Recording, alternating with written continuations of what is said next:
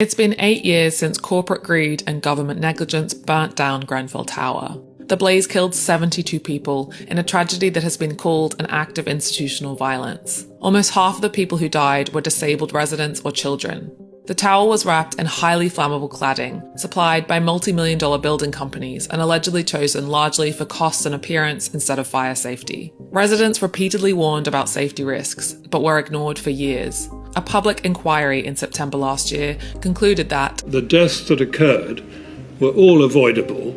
It found that the tragedy was caused by the systematic dishonesty of the cladding firms, who continue to deny liability, and by government negligence stretching back decades. The Grenfell Tower fire happened in the richest borough in London, which at the time had over £270 million stockpiled in reserves, and was even offering tax rebates to wealthy residents, all the while ignoring the warnings about combustible cladding going back as early as 1991. Imran Khan, a lawyer representing bereaved families, quoted one of his clients at last year's inquiry. Had this been Westminster or Knightsbridge with white upper-middle-class people residing in the tower, the fire and the measures taken beforehand would never have happened. Justice for Grenfell! Blood on your hands! Blood on your hands! The inquiry last year prompted calls for the Met to speed up its criminal investigation. Potential charges include corporate manslaughter, gross negligence manslaughter, fraud, and health and safety offences. But a former chief prosecutor has warned that justice may not come until the end of this decade.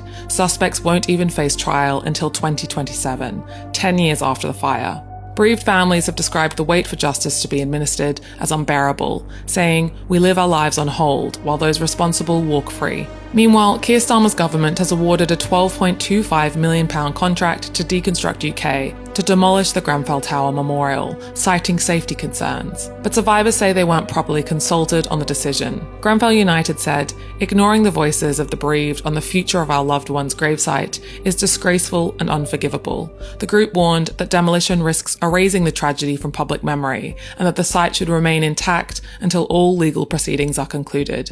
Grenfell Tower remains a crime scene, but the government has chosen to prioritise demolishing the building over bringing justice to the families still grieving.